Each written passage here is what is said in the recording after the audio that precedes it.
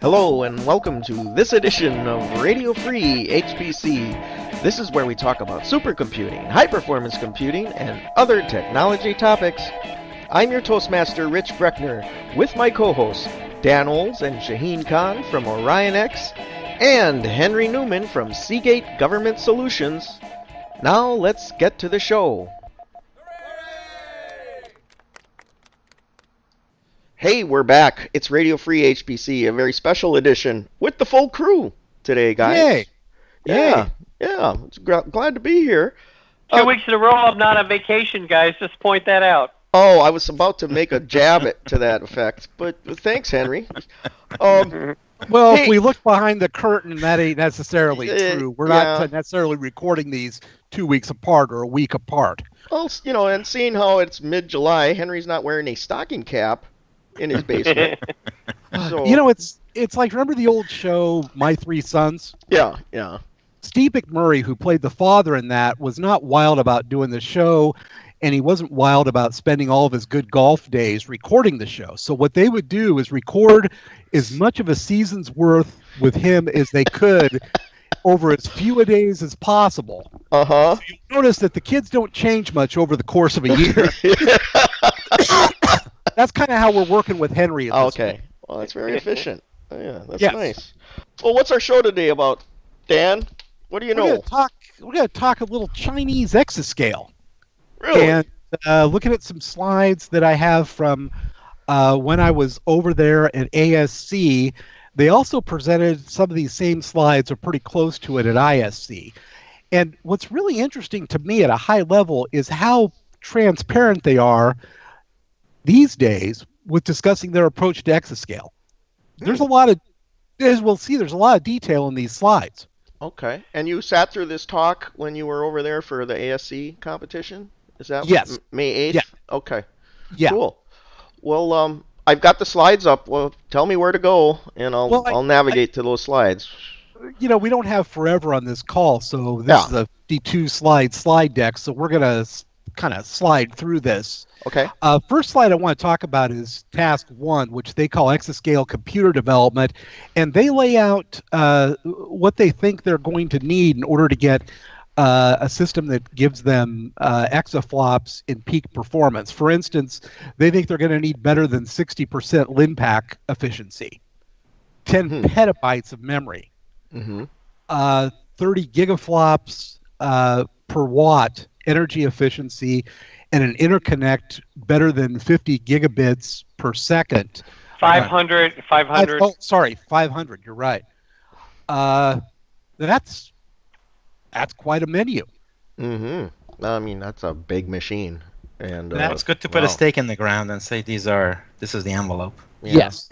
Dan, when you saw the presentation, they explained for each of these why they were necessary to get to the exascale, or was it just a statement of fact, move on? More like it was a statement of fact, move on. This is what their conjectures are right now today, where they'll need to be in order to get to exascale. Okay. And they're going to be developing not just hardware, but also HPC application development and environment development, all of those things that you really need to have in order to use exascale. But what we're going to concentrate on are their 3 different approaches. Hey Dan. Did you say exaflops as peak or as sustained? At peak. Well, then that's like a different definition, because I think exascale, the way we saw it with Coral 2, is actually achieved HPL exaflops. Well, again, their threshold here is at peak, and I'm sure that they're going to want to get to sustained exaflops. Right. So the way I see it, then they want to get LINPACK bigger than 600 petaflops. Yeah. Yes. Yep. Okay. And taking a look at slide 16, Sugon is one of the companies in the mix that's working on a prototype, and this one's pretty interesting because they're going to be using what they term as a homegrown x86 processor, but on some questioning and some, talking in bars and such, I believe that's coming from AMD, or at least from AMD's license for x86, not Intel's. And probably the Matrix 2000 accelerator. And they're looking at building a prototype in 2019. They believe they can, they believe they can get a teraflop. Well, a prototype's going to be smaller, of course, than what they're going to go with. But they're looking at CPU greater than 1 teraflop, and the DCUs, which are the accelerators, greater than 15 teraflops. Now, Dan, this x86 processor, is this the AMD one that they somehow got a license for, or is this something else? Do you know? I believe this is AMD. This is the AMD one they got a license for. Yeah. Okay. Interesting. And they're going to be cranking that several notches in order to get up to these sort of numbers. And is that their flavor of InfiniBand, I'm guessing, for the network? There's not a whole lot of discussion on that, but by then there will be 400 gigabit InfiniBand available. Okay. Yeah. I'm guessing that's what they're up to. Okay. Interesting. So that's Sugon. That's Sugon. Also, some of the interesting stuff in here: high voltage DC power supply, but the immersive phase change liquid cooling. So we're talking something along the lines of floor inert, or along those lines. So it could also be mineral oil, like they're doing down in Texas. Mineral oil doesn't phase change. Oh, really?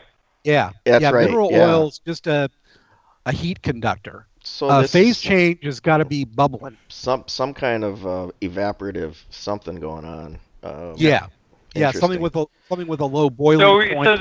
So they're bringing the Crate 2 back? No, I mean, why? How can it be immersive and phase change? That makes no sense to me. No. Immersive. It's like you look at the 3M displays that we've seen at various trade shows. Yeah. And that phase change is when the bubbles form and turn into steam and go to the top. That's the phase change. Okay. So the heat capacity is a lot when there's phase change. More. So you can take a lot more heat out when you turn liquid to gas. Steam. Yes, that's an order of magnitude better than just liquid. So it's the same temperature, like when water goes from liquid to ice. It's the same temperature, but there's a lot of heat that is taken out or put in. Yeah. It's a lower temperature because these fluids are engineered to have I'm just saying that boiling point. Yeah, I'm just saying that freezing point and melting point is the same temperature, but they represent a very different heat capacity. Mm-hmm. Absolutely. Yes. Okay. Huh. Okay. So if you look at Sugon's prototype on the next slides, they've got some projections as to what their prototype's going to look like and what it's going to look like at exascale scale. Interesting thing is that it's a pretty damn large node count at exascale. They believe it's going to be under 32,768 nodes. Well, that's reassuring. Yeah, it is. That's going to give the budget guys a real warm feeling knowing it's that low. There's a cap. There's a cap. Is the total power on that slide somewhere? I'm missing it. Like how many megawatts? What is power this? consumption? 30 megawatts was from the first slide. Not this system, but what they said was necessary. What's interesting is they're going with SATA in this time frame, and they're going PCI X16, but they don't say if it's a PCI 4 or PCI what. It's going to probably be 4 by that time. If you take a look on the slide with the table, slide 17, they've got power consumption there as a category, Rich, second up from the bottom. Okay, yeah. And it's going to suck down some power. I'm wondering if they can stay within that 30 megawatts with this kind of configuration. They build a bunch of these that'll help, and throw a bunch of coal dust in the atmosphere. Just, you might want to have the coal plant pretty close. Yeah. Okay. So that, and then there's another slide 18, that Henry was looking at that shows the block diagram of it. Yeah. and slide 19, which doesn't really tell us a whole lot. It's a family. It's a family. Yeah, it's the family. The next time approach on slide 20 is a Tianhe, which I never pronounced right. Their prototype, which is really a follow-on from what was the fastest supercomputer in the world until just recently, using the same many-core chips, might be using the same type of accelerator. They did not say much about that. Their technical approach is to go with more towards performance and easy to use as opposed to customized. And they're terming that processor they're using as a general purpose processor.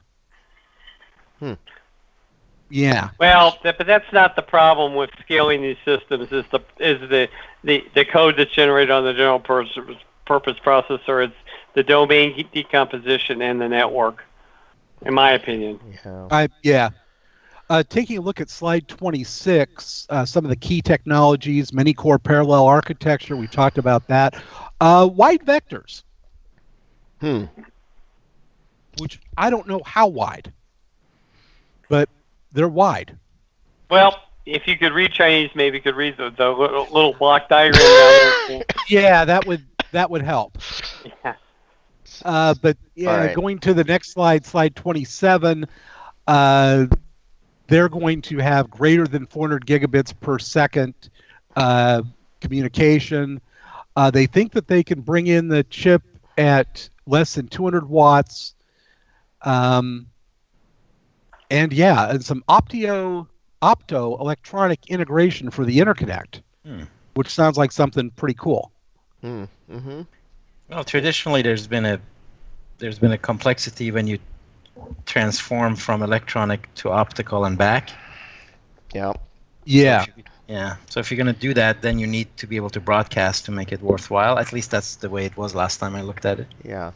Just can they do that cost effectively? Because that's not every application needs broadcast, and if you But Rich, is cost an object? Is cost an object here? I don't know. For them? Maybe. I don't know either. Maybe, maybe not.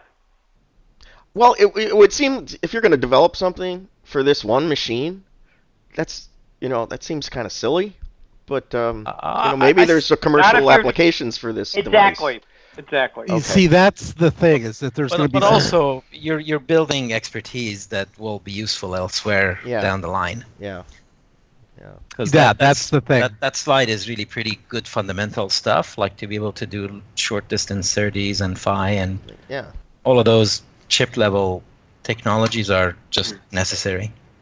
Now, take a look, though, at slide 28, because it looks like it's a little bit contradictory when you look at the third bullet. Fat Tree Interconnect, 200 gigabits per second, point-to-point bandwidth. That's self-developed, though. As opposed to 400 gigabits that we just saw. Single node, 400 gigabits. So that's what, 200 gigabits connects? No, because you have two sockets, Dan. It makes total sense to me. Oh, okay. So you got I two was wondering sockets. if that's what they meant. I'm pretty sure that's what they meant. I'm sure this was fact-checked pretty well. They're not going to make that big a mistake between a couple slides. I would think so. And they're going with liquid cooling, but with not the ultra-efficient stuff that Sugon's talking about, but this is going to be using copper cold plates on CPUs and accelerators. Yeah. Okay. So a little bit easier to implement. Going to the next slide, slide 29. Connection to the interconnect, 2 by 25 gigabits by 4. So that makes sense. Point-to-point one-way bandwidth, 200 gigabits. Okay, that makes sense. How many cores? Yeah, they don't tell you how many cores they have. Oh, what's the core count on that thing, Rich? It's big. Oh, the first Sunway, you mean? Yeah. Oh, it's ridiculous. No. I'm talking about this Sunway. Well, this Sunway they're not saying, but the first Sunway. I think there's over 1 million cores in the first Sunway. It's a ridiculous number, I remember. But core count per chip was pretty high. Yeah. If I remember right. Yeah. It's a big streaming processor that. Yeah. So this is just a continuation, looks to me. Very, very interesting. And the Sunway is a little more developed in terms of what they have because of Sunway 1. That's on slide 30, talking about what they've optimized for it. Yeah. So those are the three then? Those are the three. Okay. So. And they're going to have each of them build a prototype system and then make their choices from there. Mm-hmm. And it's an interesting financing model that some of this is going to come from the big central government. Some of it's going to come from local governments. And let's see, where does local government get their money from? From the big central government? Yeah, and also parking fines, traffic tickets, things like that. So what you're saying is don't jaywalk in some of these cities. And marriage certificates, all that kind of stuff, I'm sure. So Dan, you watched this talk. What was their level of confidence? Are they saying we could do this, or we're doing this? What was the tone? It was the word that comes to me when thinking about that. One word was humble. Okay. No. I mean, they were not pounding the desk and saying, we will get success with all of these. Mm-hmm. It was, we're going to see what happens, and we're not necessarily in this to win the race. In fact, the speaker said a couple of times they didn't think they would be first. Okay. Interesting. Surprising. Interesting. So it's not the Khrushchev pounding the shoe on the table kind of thing. Yeah. No, not at all. And I've seen presentations from them that were more along those lines in previous years. Well, but that could be were the presentations you saw done in China, or were they done externally?